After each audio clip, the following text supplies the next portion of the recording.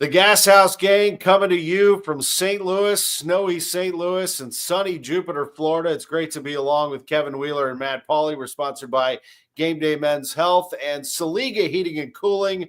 The trio here today, we're surrounding Matt as he had some spring training discussions. Both Mozeliak Marmol and John Mozeliak talking. I was just listening to, I'd say about half of Marmol. I didn't get through all of it because I listened to all of John Mozeliak that you just sent over. So I have a lot of thoughts, a lot of notes that I took, and we will discuss. How you doing, buddy? How are things down in Florida? It's good. You know, it feels like today, with all due respect to yesterday being pitchers and catchers report day, today's the day where the fun really gets started. There was guys going out to throw bullpen sessions. It feels like spring training today, and that's always a good thing. Yeah, absolutely. Kevin, how are things? I'm back at home. I tried to beat the snow. Yeah, it wasn't bad. Home. Yeah, it was fine coming in. So hopefully it stays that way throughout the day. Glad you made it. Was it okay heading out? Yeah, it's fine. I mean, I left pretty much after the show and got home in time to salt the driveway. Actually, there you go. Yeah, I did that before I left today, and all of that is why I am extremely jealous of Matt Pauley. Yeah, he's going to walk out that door and there are going to be palm trees and there's going to be baseball, and I'm going to walk out the door and going to be like, well, hope nobody slides into my car on the way home. Yeah, I think we have just the memories of early January because that was rough. I don't think we're going to have that again. I mean, not to get into weather. Better not, otherwise I give up. That was impacted to the point that shoveling the driveway was a no-go. In fact, when I finally did, it was like breaking up an ice rink. I mean, I put a lot of work into it. And about halfway through it, I thought, I'm turning 50 this year. I probably shouldn't be doing this. Yeah, you can do it. I'm 53. I do it. Yeah, what the hell? So I did the whole thing. Just do it, man. I just kept going. It's one of those things where I just keep going. I mean, if I'm going to, let me break this down for you. If I'm going to shovel an area of my driveway and I see the black of the driveway and the rest of it is white, I'm just going to keep on going. I mean, I'm going to keep on going. I can't stop. So, hopefully we don't have to deal with that. It looks like a nice, clean snow. But anyway. Now the city of St. Louis should hire you. Exactly. The city of St. Louis handled the last snow like the White Sox handled their offseason. I won't even charge them. I will. All I want, just give me a 6-pack of the best beer in town. There you go. Lots to choose from. Any of our AB products or anywhere. I'm all over that.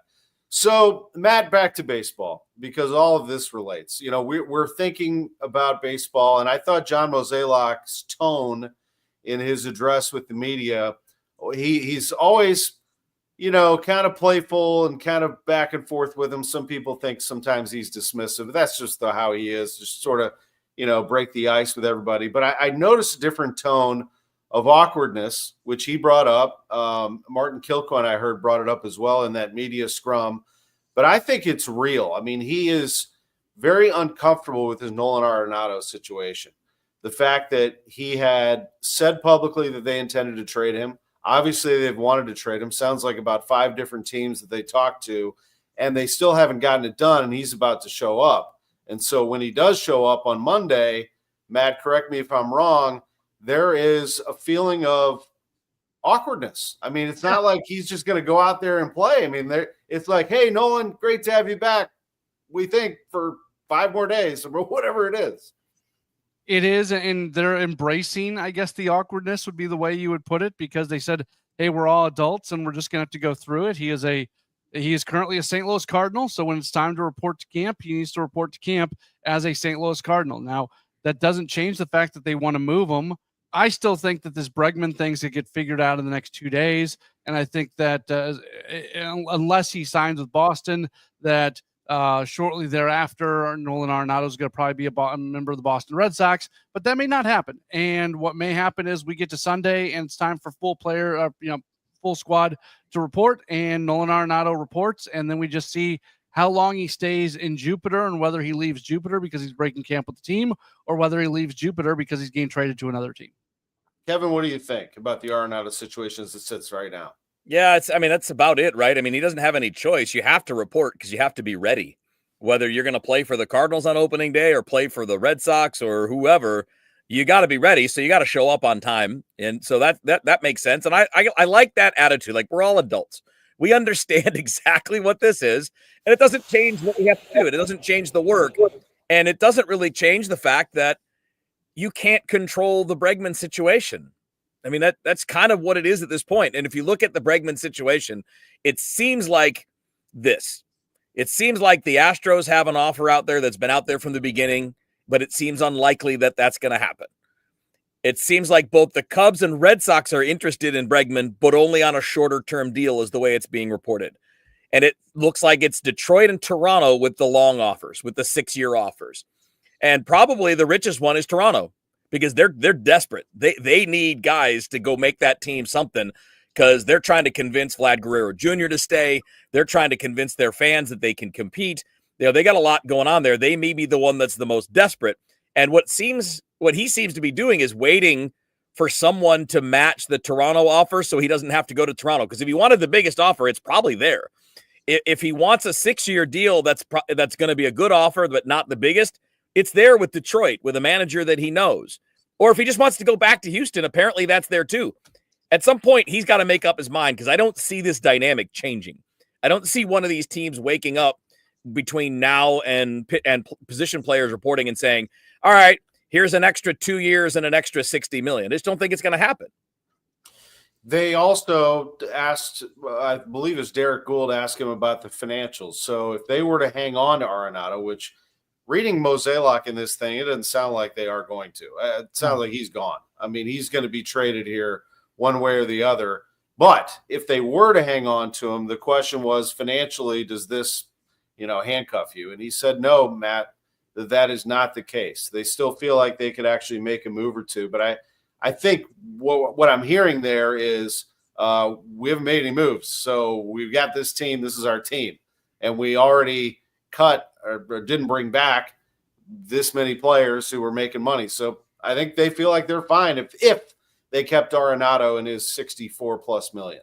Yeah, I mean, I think they've got a situation figured out where they can afford Arenado, but I think we would also be naive to say that if Arenado leaves, that there isn't the possibility of them adding somewhere, because they openly say that there are still some spots on the roster that they could add. There's talk about another veteran relief piece, things like that. So I don't, but what's really out there that's really going to help this team at this point too? I mean, there's a lot of guys that are out there, but are the guys that are out there really that much better than some of these young players that the Cardinals have available? So I'm not overly worried about them trying to sit there and add a piece here and add a piece there. And I don't even care about the money side of it with Arenado. I want Arenado gone because I want to see this team move into the next era, and you move into the next era by giving guys the playing time to figure out who they are.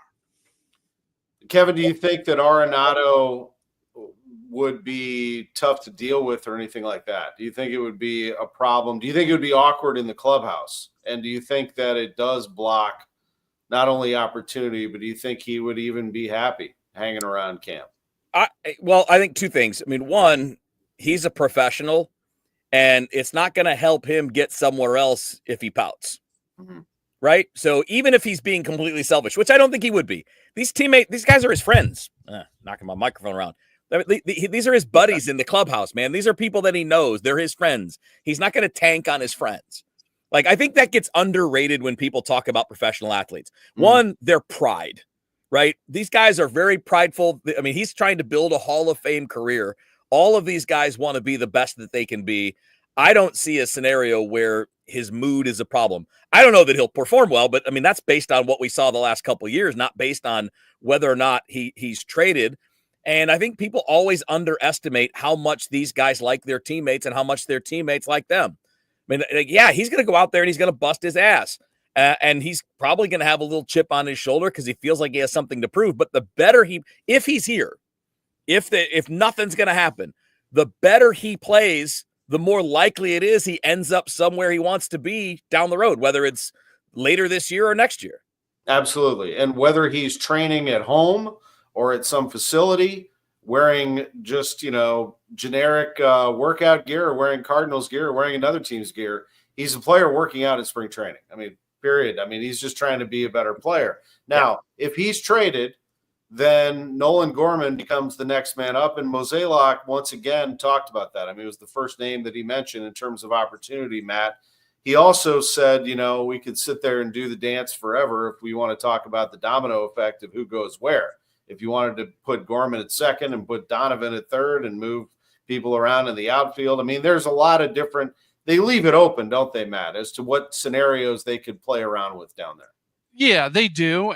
But I think everybody just wants it to be the very simple Gorman moves to third, then everything else kind of slots in after that. But they do want Gorman to get his at-bats this year. So if Nolan Arenado ends up being on this team, Gorman's going to have to play a lot of second. He's going to have to be the DH a lot as well. That's going to impact how often you get Alec Burleson in the lineup. That's going to probably impact maybe how often Ivan Herrera is in the lineup on days that he's not catching guys like that. So I have a feeling that we're going to, in a week or so, we're going to look back on these conversations we've been having and realize that they're good. They're important. Fans are interested in them, but I have a feeling that's going to turn into that it didn't matter because they end up moving Arenado. But I could be wrong. I was the one who predicted that Arenado would be moved before the calendar year in 2024 came to an end. And I got that one wrong too. Yeah, everybody has. Right. Well, you underestimated Scott Mo got Boras. it wrong too. Yeah. Scott Boras and his slow play. Well, let's face it. Okay, it's the Bregman thing that's holding it all up. And then Arenado is the biggest name on the trade market, right? I mean, there's nobody else. So it's a big story. I mean, and you can hear it in Mozeliak's voice too, Matt, and I'll just let you finish this segment on Arenado with this, is that, he's never experienced anything like this. And he's been with the team for 30 years. I've been with him for 28. Kevin's been for part of a couple of decades, and you've been with them now for a while, and you've been around baseball long enough. I mean, it's a big deal. I mean, it's a future Hall of Famer getting moved, but more than that, it's the Cardinals doing it. We just have never been down this road before in general since I've been around in almost 30 years of the Cardinals not saying we're going to go win the World Series or try to. It's the openness of it all as well. Who else has maybe a little bit Tyler O'Neill last year, and there's been some other guys for some other reasons, but in John Mozeliak's tenure, when else has he spoken as openly, as often as he has about wanting to move Nolan Arenado? It's never happened. You're watching and listening to the Gashouse Gang from KMOX. We're sponsored by Game Day Men's Health and Saliga Heating and Cooling, an American Standard heating and air conditioning dealer. You've got the Game Day Men's Health shirt on. I'm wearing an MAC shirt. Maybe I should get the MAC to drop a little sponsorship. Hey, there we go. There's room up. Thinking. Yeah, right about, right up in here somewhere. Yeah, there's room. Guys, but on that topic, so if you ask Ollie Marmol, Matt, about the clubhouse, don't question their clubhouse mentality for 1 second. I bet you if anybody were to say, what do you think? Is this different for you, Ollie? He'd be like, what the heck are you talking about? We're out here to win games. And he'll get fired up about that. I didn't hear him necessarily get fired up about it today, but I assure you, if somebody were to, and somebody will, he's going to get riled up. Yeah, everybody to a man. And we had the same conversation coming off winter warm-up weekend, and we'll have it again now because we're talking to guys again. Inside of that clubhouse, there is a true internal belief that this team can be pretty good. Now, once you start playing games that matter, then that can dissipate quickly if things don't go well for you. And the Cardinals have had a slow start to the season each of the last 2 years, but there's a lot of belief and there's a lot of confidence inside of that clubhouse. And I think they feel like that they're going to be able to accomplish even more in spring training. I thought the most interesting thing that Oliver Marmol said today was that because they have beefed up staff, they're not missing anything now. And he talked about the fact that he's got some open periods in his schedule now where he doesn't always have to be someplace every single minute. And he talked about the value of having some of those open periods because he can go see something and he can go have a conversation with somebody. The fact that they've beefed up staff as much as they have, there is a belief that that's going to result in a more effective spring training this year. Yeah, John Mozeliak, along those lines, has said that while he may be talking about these topics that we discussed about shaping that team, I don't know that he's questioning anybody inside there as to what they think. They want to achieve certain goals with their team, but it is an oddity, he said. But he said, I'm going into this hoping to win baseball games. He said, I'm not out to make predictions. He never really does anyway. But he said that the language might have changed. I thought this was a good line. Language has changed, but hopes and wishes haven't. So obviously the team still believes, and here's why, Matt. They have arms. They do, actually. And what did you think of Ollie's answer on McGreevy right away when it came to how impressed he was in terms of seeing Michael McGreevy? I thought that was promising. Yeah, so he talked about McGreevy's offseason, how he's put on weight, how he came in looking really good, and how, he established last year that he was a big league pitcher, and then he had a fantastic offseason. Right now, there's not a spot for McGreevy. Marmol was specifically asked about, is there an opportunity to go to a six-man rotation? And Marmol did not say yes, but he also did not say no to that. So that's something that's on the table. And I think if they were to come out of spring and the top five starters in Gray, Fetty, Palante, Michaelis, and Matz, if all five of those guys are pretty good in spring and they all come out of it healthy, and McGreevy just absolutely deals during spring training, I think they would be open and willing to go to a six-man rotation at that point. Kevin, I just fed you a pitch right down the middle of the plate on this one because I know this is right in your wheelhouse. You want to see him get a shot, do you not? If he goes and performs, then he has to fit. He has to fit. Guys on 1-year deals can't win over him if he pitches well. In my opinion, I can't put Steven Matz in the rotation over McGreevy if McGreevy pitches well. He's got to go get it, right? He's got to have a strong spring. He's got to show good stuff. He's got to go out in games and get good major league hitters out, not just get guys out that are there from the sixth inning on, when all the minor leaguers start coming into games, right? He's going to, and I'm sure he's going to start in the spring. So he'll get that chance, that first and second time through the order to face big league hitters. If he earns it, you have to go with that guy.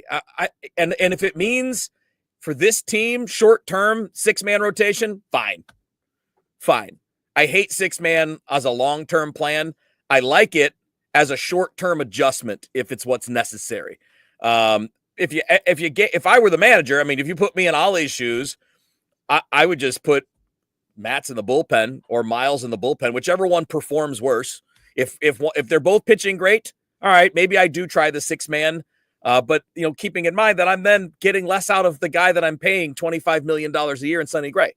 I don't want to get less out of him. I want him to make 32 starts. So there's a balance there. But if they're creative this year and find ways to get starts for a guy that earns it, great. This is the year to do it. This is the time to do it. And if he earns it, if he's starting games in the big leagues, I'll be happy.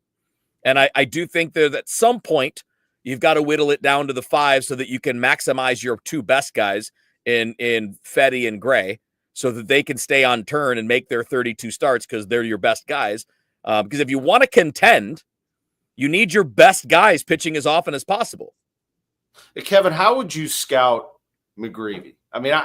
He's not a strikeout guy necessarily, and I wouldn't pigeonhole him as a ground ball pitcher. He can do both of those things.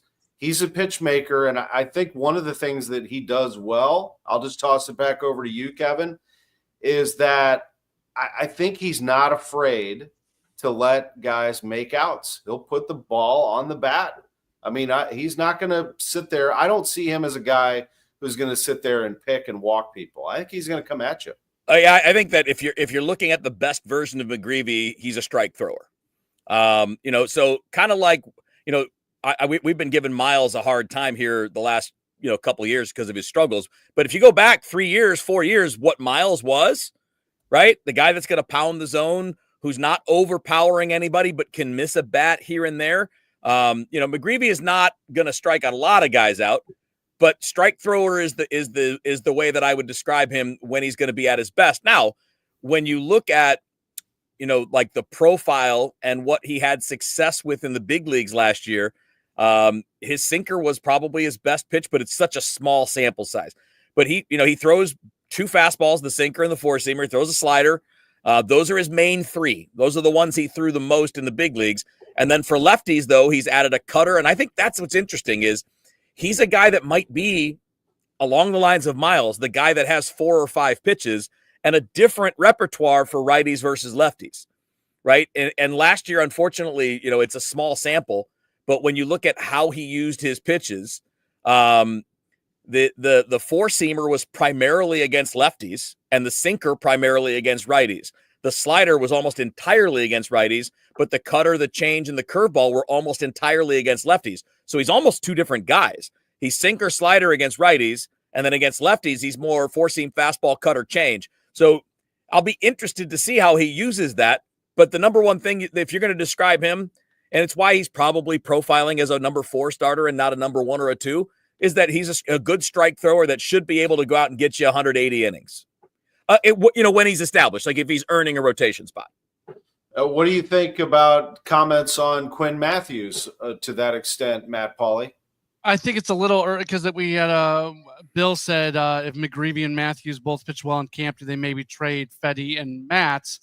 I don't think Matthews is going to be given much of an opportunity to make this team out of camp. I think he's earmarked for AAA. They'd probably like to have him have a little bit of success to AAA. He hit a wall last year when he got to AAA at the end of the season. So in a perfect world, go to AAA, dominate that, be really good at that for a month or so, and then you can make your way up. Or if you struggle there, you can spend some more time there, and maybe we see him late in the year. So I don't look at Quinn Matthews as being a guy that is. It would take some. I think it would take a combination of injuries and just utter domination by Matthews in all shapes and forms for him to be somebody who would make the club for opening day this year. Matt, what about a health update? My understanding is, knock on wood, but so far so good. It's February 12th. Yeah, we're gonna see a lot of change, I would assume, but so far so good. Everybody's great. Even Drew Rahm is. It was believed that he would start the year on a little bit of a delayed program. That's not the case. He is doing baseball things. He is throwing. So according to John Mozeliak today, there are no health issues to be concerned about at the moment, and that's good news. And I think, just to kind of go off that a little bit, that's going to be something that's going to be interesting to watch because all teams deal with injuries, but the Cardinals certainly have dealt with their fair share of injuries.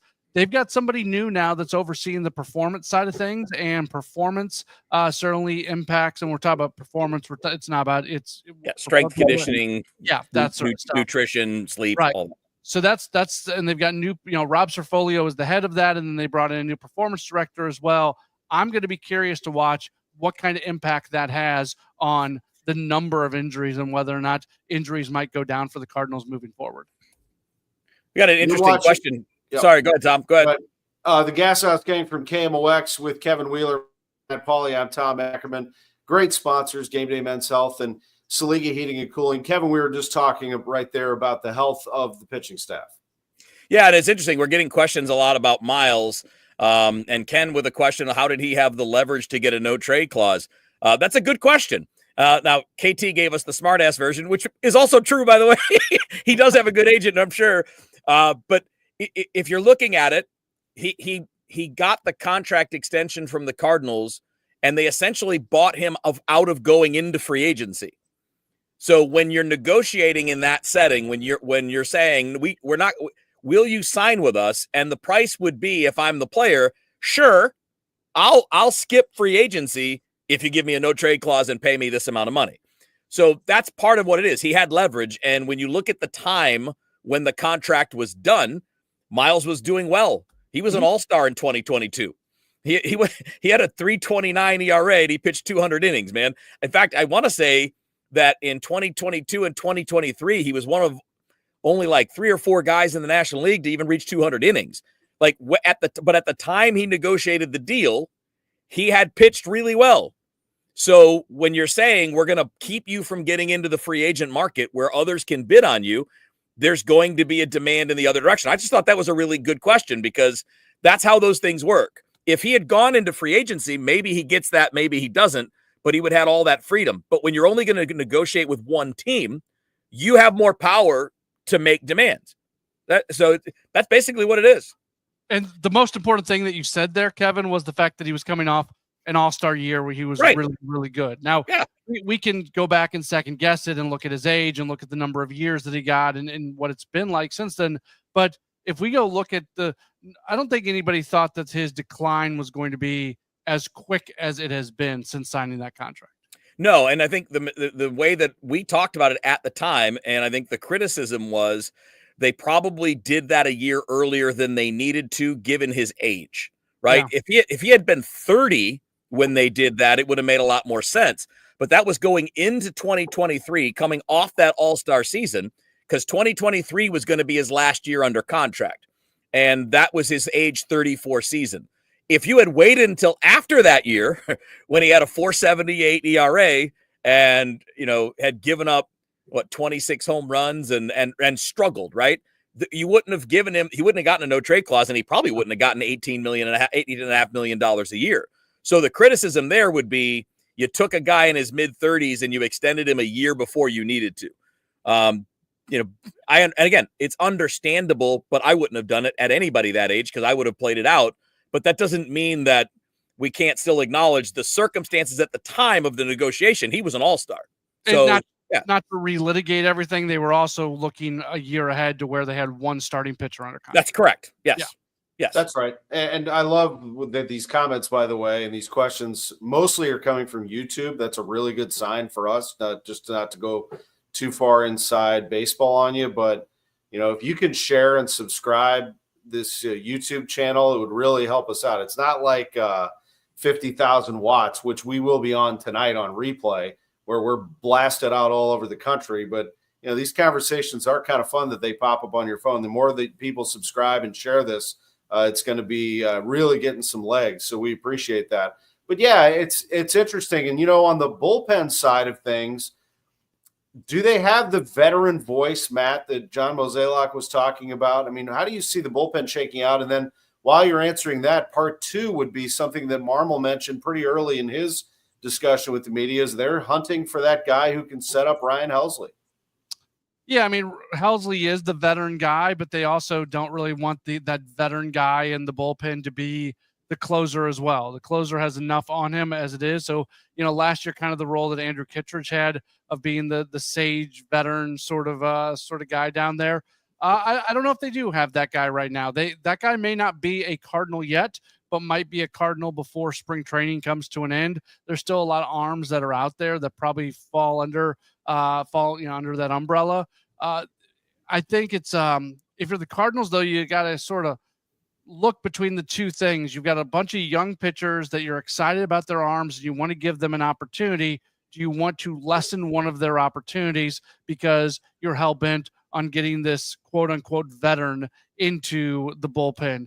And that's a decision they're going to have to make. Right now, I'm fairly comfortable with the way the bullpen is set up. I'm not going to be upset if they go bring somebody else in, but I think this group has the opportunity. It was really good last year. You lose Andrew Kittredge, but you got guys like Ryan Fernandez and Matthew Liberatore who are ready to take step forwards.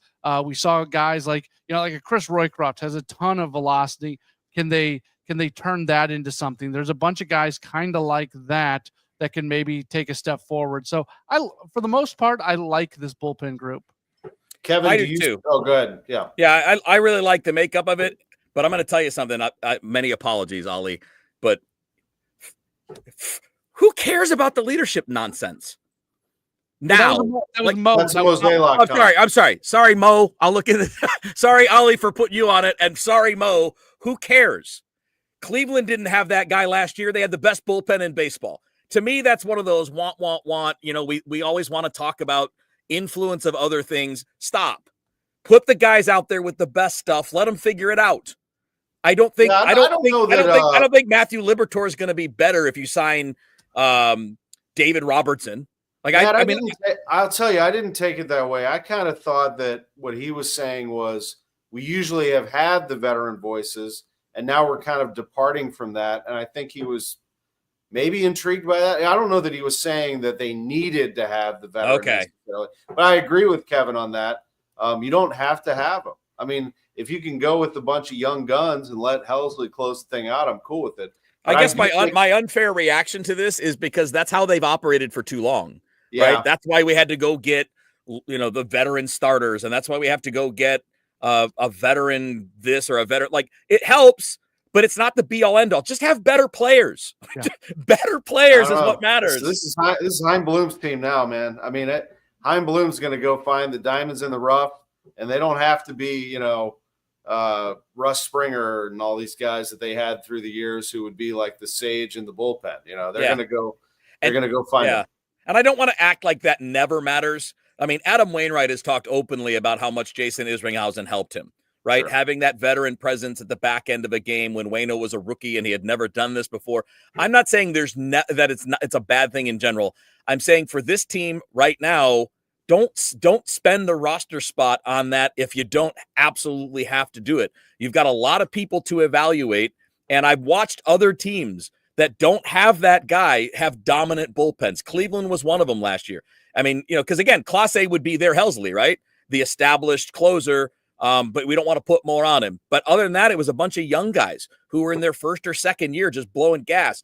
Go look at Detroit. They had one of the best bullpens in baseball. They didn't have that guy. They had a bunch of guys nobody ever heard of before. So I'm not saying that never matters, but I wouldn't make it a priority. And it sounds like he didn't. So sorry, Mo. No, that's this is. Hold on, let me text him and say I'm sorry. It's all good. The Gashouse gang from KMOX.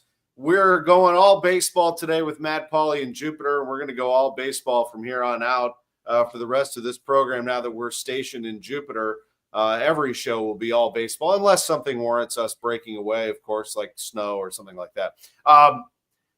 Big topics today as well. Man, I took a ton of notes on this thing. Yeah. Jordan Walker, who John Mozeliak reminded us is only 22 years old. Crazy. That is true. He's also, first-round pick, and it's time to see what you got.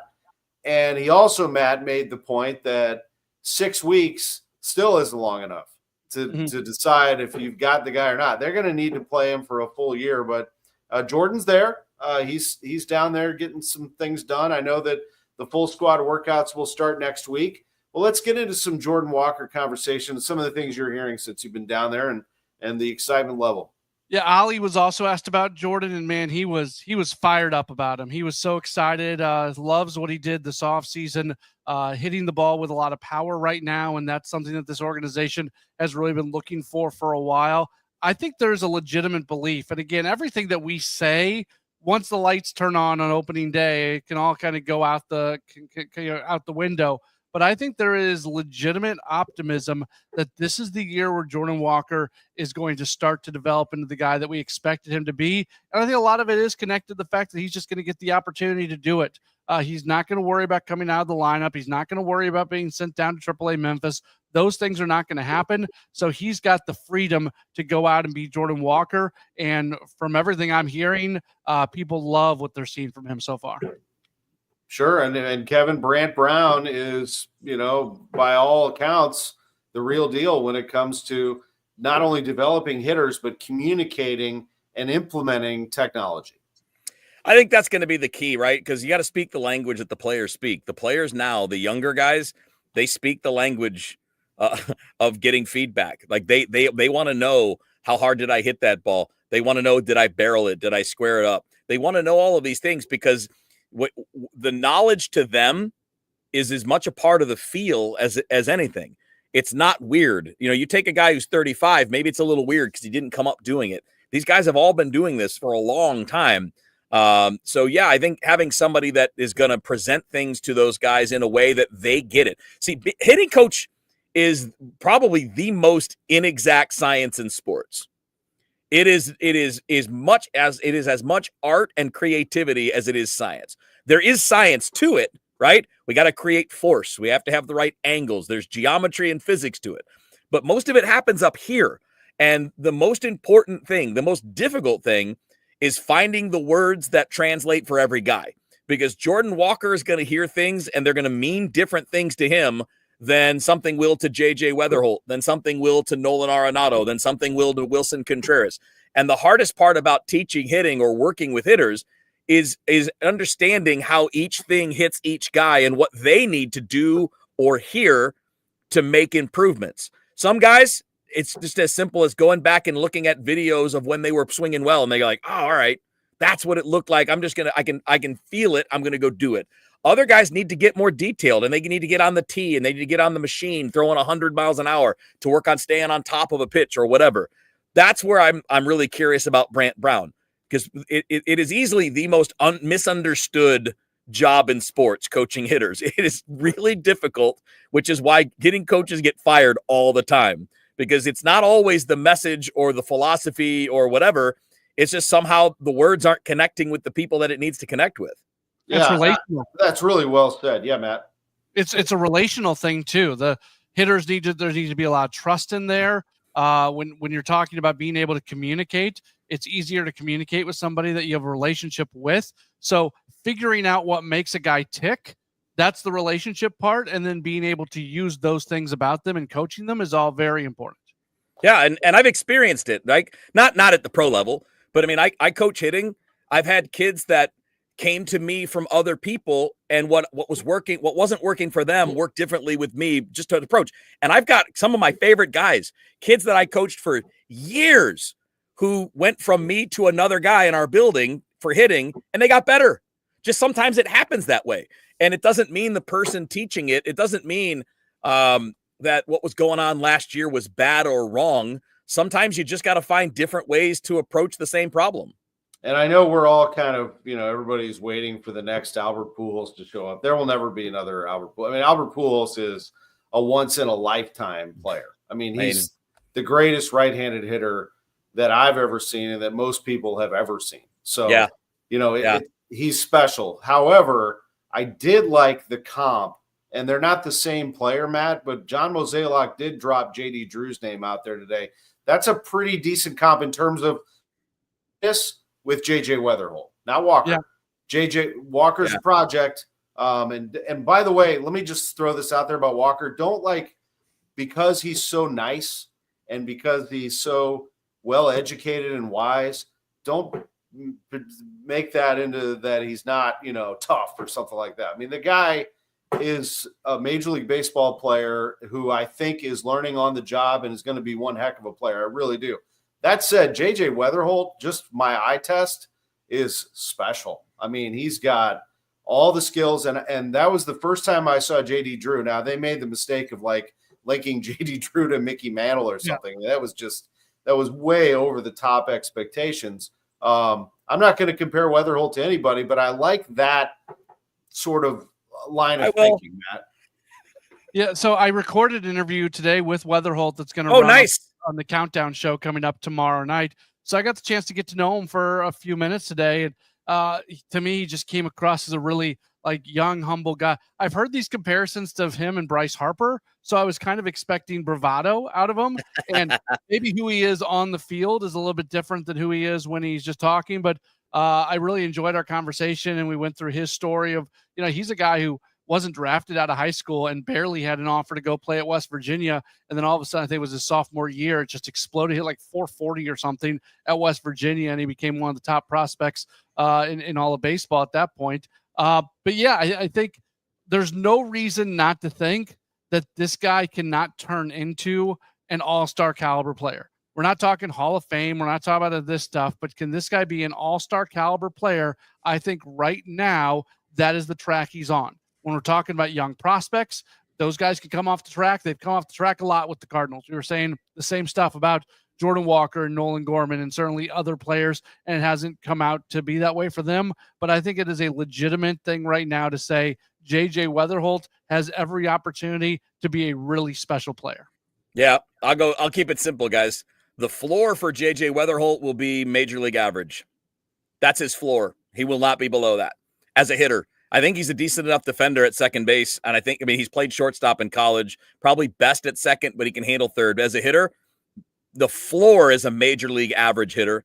The ceiling is Chase Utley. The ceiling is a guy that could hit 300 with 25, 30 home runs. Ceiling. That's that's the 99% case. That's the one that's probably not, or sorry, the 1% case. That's the 1%. Like if he's really what he can possibly be, then the power comes. I love this guy. Watched him in college. He does everything well. He's very twitchy. He puts the barrel to the ball on a regular basis. So yeah, I think when your floor is an average major leaguer and your ceiling is a perennial all-star, that's a pretty good player. That's a good guy to be building forward towards. That's exciting. Kevin and Matt, I'm Tom, the Gashouse Gang. Matt Pauley in Jupiter, Florida, coming to you. I can tell you're in the KMOX Broadcast Center. What you got coming up tonight? Yeah, so we're going to dissect all of this Marmol and Mozeliak stuff from today. We're going to cut it up and play it back for you. Bernie's going to be on Sports Open Line tonight as well. So lots of stuff going on tonight, 6 o'clock to 8 o'clock. Matt, awesome. Tell Mo and Ollie I'm sorry. Okay, we'll do. They forgive you. No, they don't. They honestly don't care. they really don't. No, they get it. It's a game. They really. Guys, thanks so much. Appreciate it. The Gashouse Gang. We appreciate our producer, Drew Young. And for our sponsors, Saliga Heating and Cooling, Game Day Men's Health, I'm Tom Ackerman, Kevin Wheeler, Matt Pauley. This has been the Gashouse Gang from KMOX.